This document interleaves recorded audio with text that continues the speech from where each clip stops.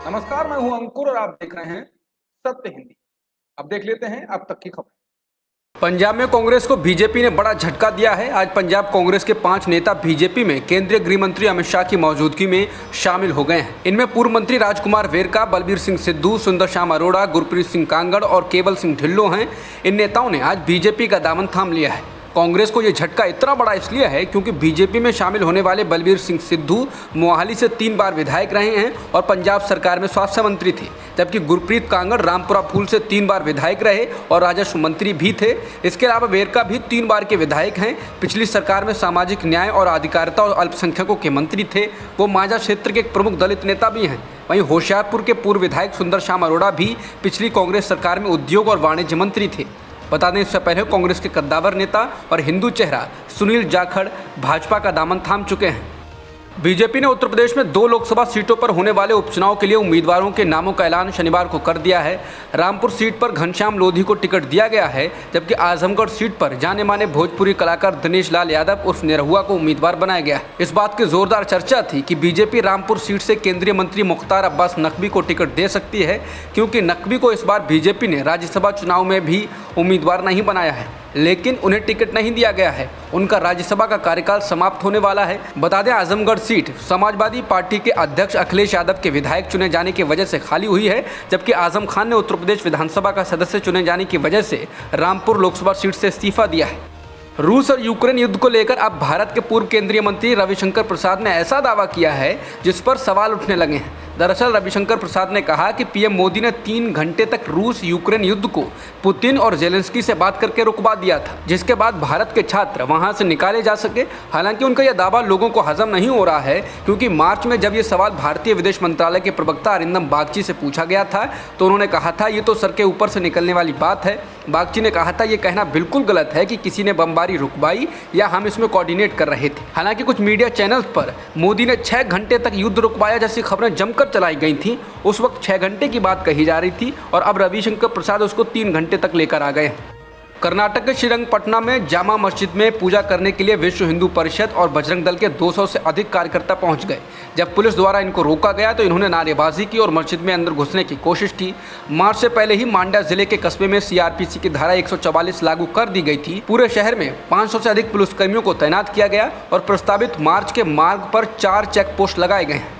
उपायुक्त अश्वती एस ने कहा कि साप्ताहिक बाजार जो आमतौर पर शनिवार को लगता है उसे भी स्थगित करा दिया गया है।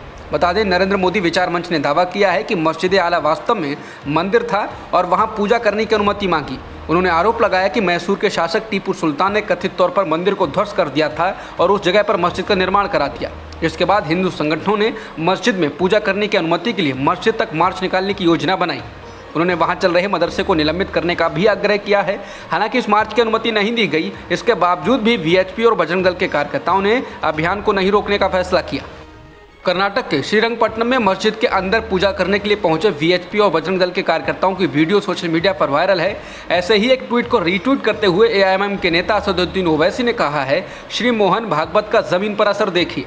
बता दें, आरएसएस के सरसंघ चालक मोहन भागवत ने हाल ही में कहा था कि देश की हर मस्जिद में शिवलिंग क्यों ढूंढना चाहिए, हमें झगड़े को आगे नहीं बढ़ाना चाहिए। जिसके बाद ओवैसी ने उनके बयान को दिखावा बताया था। कश्मीर में बने खौफनाक माहौल के बीच 177 कश्मीरी पंडित शिक्षकों को सुरक्षित इलाकों में ट्रांसफ़र कर दिया गया है। हालांकि ये पता नहीं चला है कि उन्हें कश्मीर से बाहर भेजा गया है या फिर कश्मीर में ही वो किसी जगह पर रहेंगे।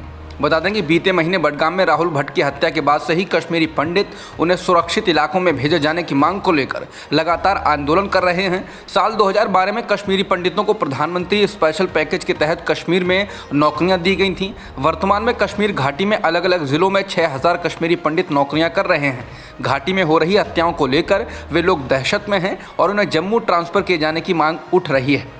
कश्मीर में इस साल अब तक 17 लोगों की टारगेट किलिंग हो चुकी है। मई से अब तक आतंकी एक के बाद एक 8 लोगों को मौत के घाट उतार चुके हैं। राज्यसभा के चुनाव को लेकर 10 जून को वोटिंग होनी है। उससे पहले कांग्रेस ने राजस्थान के अपने विधायकों को सुरक्षित जगह पर भेज दिया है। इन विधायकों को उदयपुर के एक रिजॉर्ट में ठहराया गया है।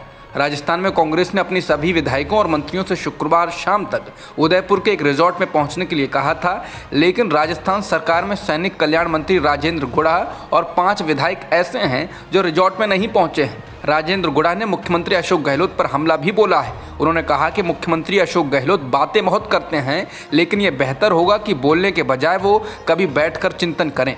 राजेंद्र गुढ़ा बीएसपी के 5 अन्य विधायकों के साथ 2019 में कांग्रेस में शामिल हो गए थे। इसी तरह पहले बीएसपी के साथ रहे और अब कांग्रेस में शामिल हुए विधायक वाजिब अली ने भी नाराजगी जताई है। वाजिब अली सहित कुछ और विधायक हैं जो रिजॉर्ट में नहीं पहुंचे हैं। इसी बीच बीएसपी की ओर से राजस्थान के राज्यपाल कलराज मिश्रा और विधानसभा स्पीकर सीपी जोशी को एक पत्र लिखकर कहा गया है कि कांग्रेस में शामिल हुए बीएसपी के 6 विधायकों को राज्यसभा चुनाव में वोटिंग करने से रोक दिया जाए, क्योंकि कांग्रेस में उनके शामिल होने का मामला अभी तक सुप्रीम कोर्ट में लंबित है। राज्यसभा चुनाव को लेकर राजस्थान जैसा ही हाल हरियाणा कांग्रेस में भी है। यहाँ 4 विधायक नया रायपुर के रिजॉर्ट में नहीं पहुंचे हैं। कांग्रेस ने गुरुवार रात को ही अपने सभी विधायकों को दिल्ली से छत्तीसगढ़ भेज दिया था, लेकिन 4 विधायक जिनमें किरण चौधरी, चिरंजीव राव, रेणु बाला और कुलदीप बिश्नोई शामिल हैं, ये अभी तक रिजॉर्ट में नहीं पहुंचे हैं। किरण चौधरी ने सेहत खराब होने, चिरंजीव राव ने जन्मदिन का कार्यक्रम होने, रेणु बाला ने व्यक्तिगत कारण को रिजॉर्ट में न पहुंचने की वजह बताया है, जबकि कुलदीप बिश्नोई पहले से नाराज चल रहे हैं। इन सभी विधायकों को यहां तक लाने की जिम्मेदारी हरियाणा से राज्यसभा के सांसद दीपेंद्र सिंह हुड्डा को दी गई थी। दीपेंद्र सिंह हुड्डा हरियाणा में विपक्ष के नेता और पूर्व मुख्यमंत्री भूपेंद्र सिंह हुड्डा के बेटे हैं और हरियाणा कांग्रेस संगठन की कमान भूपेंद्र सिंह हुड्डा के करीबी उदय भान को सौंपी गई है। बता दें, हरियाणा में राज्यसभा की 2 सीटों के लिए चुनाव होना है, लेकिन यहां कांग्रेस की चिंता पूर्व केंद्रीय मंत्री विनोद शर्मा के बेटे और एक टेलीविजन चैनल के मालिक कार्तिकेय शर्मा के मैदान में आने की वजह से बढ़ गई है। इससे कांग्रेस के उम्मीदवार अजय माकन की सीट पर खतरा पैदा हो सकता है। कर्मचारी भविष्य निधि पर ब्याज दर में कटौती को मंजूरी देने के फैसले के लिए राहुल गांधी ने मोदी सरकार पर हमला किया है। उन्होंने कहा कि प्रधानमंत्री ने 6.5 करोड़ कर्मचारियों का भविष्य बर्बाद करने वाला काम किया है। राहुल ने मोदी सरकार के दौरान कर्मचारियों के पीएफ पर मिलने वाले ब्याज में कटौती की जाने की एक रिपोर्ट को ट्वीट करते हुए कहा है कि घर का पता लोक कल्याण मार्ग रख लेने भर से लोगों का कल्याण नहीं हो जाता है। बता दें, सरकार ने 2021-22 के लिए पीएफ जमा पर 8.1% ब्याज दर को मंजूरी दी है। ये 40 साल के इतिहास में सबसे कम ब्याज दर है। कांग्रेस नेता ने अपने ट्वीट में मोदी सरकार पर देश में महंगाई बढ़ाने और कमाई घटाने वाला मॉडल लागू करने का आरोप लगाया है। राहुल ने यह हमला तब किया है जब देश में महंगाई रिकॉर्ड स्तर पर है। कानपुर में शुक्रवार को 2 गुटों के बीच हुई सांप्रदायिक झड़प के मामले में पुलिस ने अब तक 36 आरोपियों को गिरफ्तार किया है और आरोपियों की गिरफ्तारी लगातार जारी है। इनकी गिरफ्तारी गैंगस्टर एक्ट में हुई है।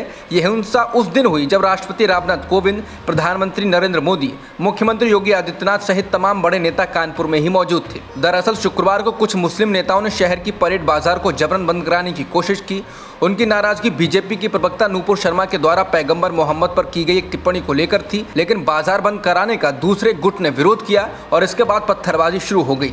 पुलिस ने इस मामले में 3 एफआईआर दर्ज की हैं और 40 लोगों को नामजद आरोपी बनाया है, जबकि 1000 अन्य लोगों को इस बवाल के लिए चिन्हित किया जा रहा है। कानपुर के पुलिस कमिश्नर विजय सिंह मीना ने कहा है कि इस बवाल में शामिल आरोपियों की संपत्ति जब्त की जाएगी और उन पर बुलडोजर चलाया जाएगा। हैदराबाद में नाबालिग के साथ हुए गैंगरेप के मामले में पुलिस ने 3 आरोपियों को गिरफ्तार किया है, जबकि 2 की तलाश जारी है। आरोपियों में से 3 नाबालिग हैं और पुलिस उनकी तलाश में छापेमारी कर रही है। आरोपियों के नाम सादुद्दीन मलिक और उमर खान हैं। नाबालिग के साथ पिछले हफ्ते कार में बलात्कार किया गया था। जिस मर्सिडीज कार में नाबालिग से गैंगरेप हुआ वो तेलंगाना के एक विधायक की है। उधर बीजेपी ने इस मामले को तूल दे दिया है और वो इसके खिलाफ प्रदर्शन कर रही है। पुलिस ने कार के बारे में तमाम जानकारियां जमा की हैं। इससे पहले पुलिस ने बताया था कि गैंगरेप के आरोपियों में विधायक का बेटा शामिल था।